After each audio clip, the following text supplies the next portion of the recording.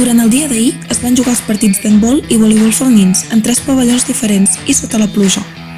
Pel que fa a l'handbol femení, es va jugar la classificació en una única jornada al pavelló Oest Sarrià. Tot i que els partits entre les diferents universitats van anar força empatats, es va jugar un partit clau entre la UB i la UAB, amb un resultat de 13-12, que va acabar guanyant la UB i quedant en primer lloc al final de tota la jornada. Finalment, la UAB va quedar en segon lloc.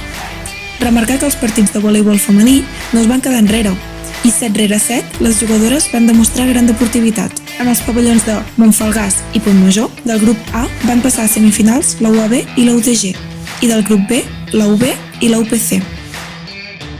Avui es debatrà la classificatòria en jornada única de rugbi masculí i es decidiran en grup únic els finalistes de vòlei masculí.